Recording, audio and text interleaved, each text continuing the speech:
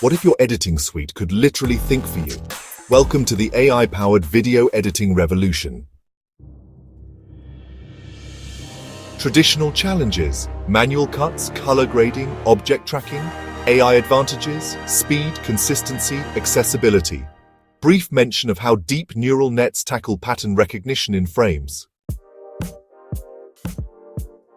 Scene segmentation model convolutional neural networks, for example, UNet for shot boundary detection, frame-by-frame semantic segmentation, object and pose, tracking model transformer-based trackers, for example, DTR, attention maps to follow objects across time, color and style, transfer model, generative adversarial networks and diffusion models, for example, StyleGAN, stable diffusion, latent space interpolation for consistent grading.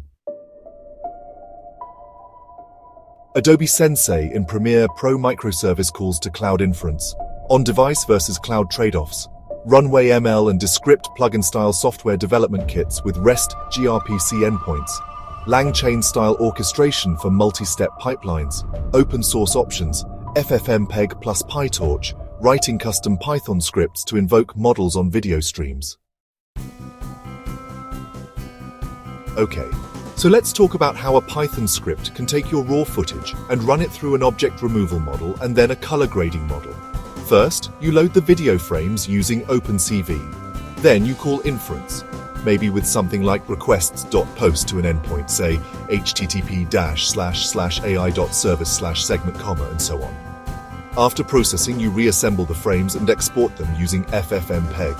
Oh, and to really speed things up, you can batch the frames to maximize GPU throughput.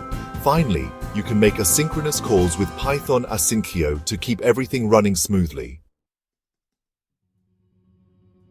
So, let's talk about performance and scalability for a second.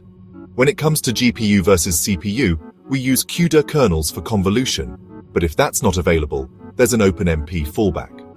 For distributed inference, Kubernetes pods are set up to auto-scale the inference replicas, which is pretty neat. And for latency optimization, we rely on model quantization with INT8 and also use TensorRT acceleration to speed things up. Now here's a quick architect's checklist. First up, reliability.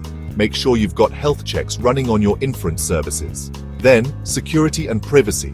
You need to weigh on-prem versus cloud trade-offs, especially considering GDPR for user video. And finally, extensibility. Think about a plugin architecture so you can easily swap in new machine learning models as needed. Looking ahead, there are some exciting trends and research areas. Video-to-video diffusion, Gen 2 and Animate Diff are enabling us to generate entirely new footage from just prompts. Real-time edge processing is becoming possible with TinyML on mobile devices, allowing for on-the-fly edits. And then there's multimodal editing, where text and audio cues can drive frame-accurate cuts. Pretty cool stuff. So, to wrap things up, AI makes editing a lot faster, more consistent, and really opens up new creative possibilities. Make sure you architect for performance, privacy, and extensibility. And hey, why not try building your own AI-powered pipeline? You can start with something simple, like a color transfer model today.